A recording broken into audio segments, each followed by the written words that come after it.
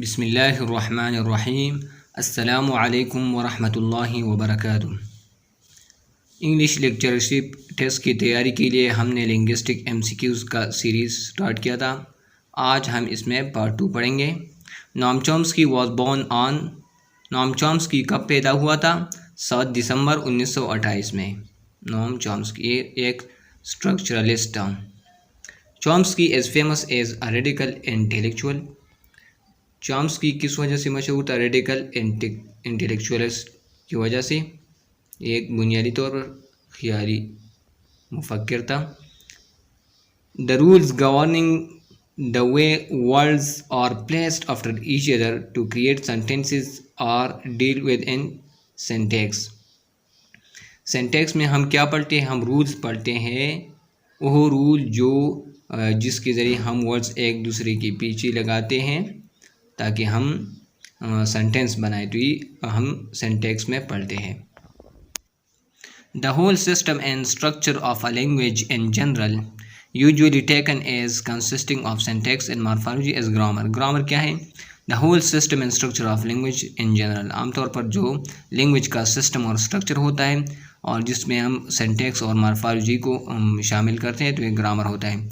The traditional approach of grammar that tells people how to use the English language, what form they should utilize, and what function they should use is prescriptive grammar. Prescriptive grammar ये traditional approach है grammar का, जो कि लोगों को बताता है कि इंग्लिश लैंग्वेज को कैसे इस्तेमाल किया जाए, कौन सा फॉर्म आपको इस्तेमाल करना चाहिए और कौन सा फंक्शन इस्तेमाल करना चाहिए। तो ये प्रिस्क्रिप्टिव ग्रामर में आता है, जिसको पेडागॉजिकल ग्रामर भी कहा जाता है। A set of rules about language based on how it is actually used. ये डिस्क्रिप्टिव ग्रामर में इस सेट ऑफ रूल्स होते हैं, कुछ रूल्स होते हैं लैंग्वेज बेस्ड की बुनियाद पर कि एक्चुअली कैसे इस्तेमाल किया जाता है। डिस्क्रिप्टिव ग्रामर जिसको कहा जाता है। Chomsky's approach to language is mentalist. Chomsky approach to language क्या है? मेंटलिस्ट है। Chomsky wants to develop a theory of language structure and theory of language acquisition. Chomsky दो चीज़ें चाहता था कि वो theory of language structure develop करे और theory of language acquisition develop करे। The speaker here has knowledge of his language is competence. According to Chomsky, speaker here has knowledge of his language को क्या कहा जाए? competence, जिसके लिए डिसॉशर ने ला लैंग का लफ्ज़ इस्तेमाल किया था, term. The actual use of language in concrete situation is performance, और डिसाशर का था, और डिसाशर ने पेरोल का टर्म इस्तेमाल किया था, पेरोल। इसके लिए चॉम्स्की ने performance. A system of principles that children are born with that helps them learn language and occurs and accounts for the order in which children learn structures and the mistake they make as they learn is language acquisition device. Language acquisition device क्या है? According to Chomsky ये system of principle है, उसूलों का एक निज़ाम है। There children are born with, children बच्चे इसके साथ ही पैदा हो जाते हैं, ये बच्चों में पहले से मौजूद होता है और ये उनके साथ लैंग्वेज को लर्न करने में मदद करते हैं इनको। और जब ये स्ट्रक्चर्स को डिवेलप करते हैं, सीखते हैं, तो इसमें भी मदद करते हैं लैंग्वेज एक्विजिशन डिवाइस। और ये जब गलतियाँ करते हैं लैंग्वेज लर्न करने में, तो इसमें कौन सा चीज़ इस्तेमाल होता है? Language acquisition device. According to Chomsky, language is always rule govern. Language हमेशा रूल की बुनियादों पर होगा। Noun verb preposition and so on are syntactic categories. Noun verb preposition ये क्या है? सिंटैक्टिक कैटेगरीज है grammar. Any rules which produce well form sentences in a language must be structure dependent. कोई भी रूल, कोई भी उसूल which produce well form sentence, जो कि एक लैंग्वेज में अच्छी सेंटेंस बनाता है, वेल फॉर्म जिसको समझ आए, जो ग्रामेटिकली करेक्ट हो, तो स्ट्रक्चर डिपेंडेंट होगा।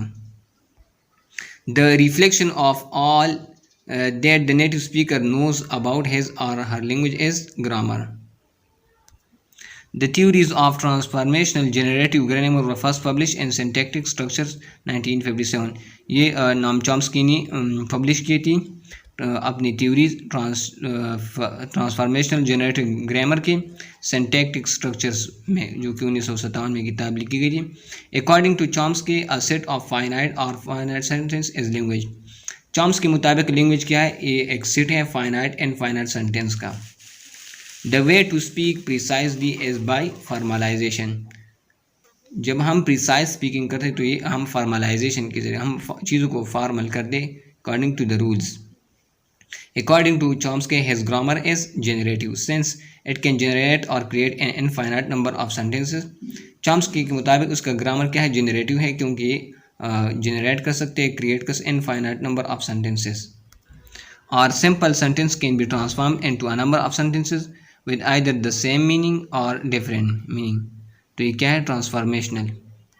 Chomsky's grammar is also transformational since a basic or simple sentence can be transformed into a number of sentences with either the same meaning or different meaning। तो Noam Chomsky के grammar के दो categories दी, दो खसूसियात थी, ये generative होगा और transformational होगा।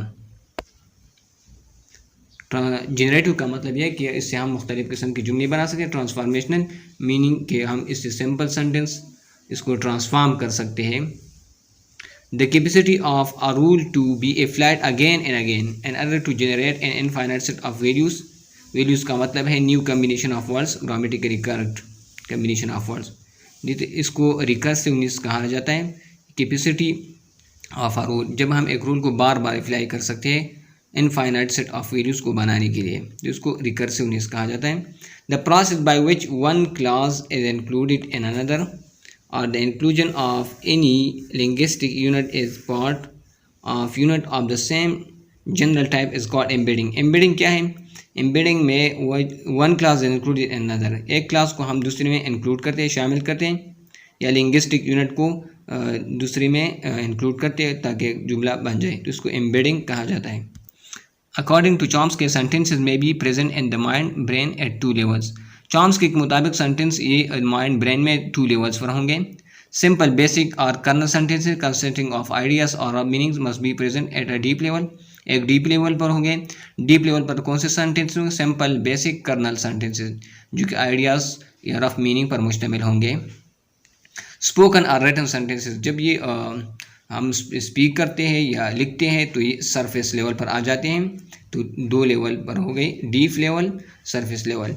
डीप लेवल पर जो सेंटेंस बनते हैं वो डीप स्ट्रक्चर, और सरफेस लेवल पर जो सेंटेंस बनते हैं उसको सरफेस स्ट्रक्चर कहा जाता है। An abstract concept, a theoretical concept that can not actually be seen और टच्ड और felt as deep structure. Deep structure क्या है, ये एब्स्ट्रैक्ट कंसेप्ट है जिसको हम न टच कर सकते हैं, न देख सकते हैं, और सिर्फ फेल, तो इसको डीप स्ट्रक्चर कहा जाता है। तो ये थे लिंग्विस्टिक की कुछ और MCQs, दुआओं में याद रखिएगा। अल्लाह हाफिज़, अस्सलामु अलैकुम वरहमतुल्लाहि वबरकातुहू।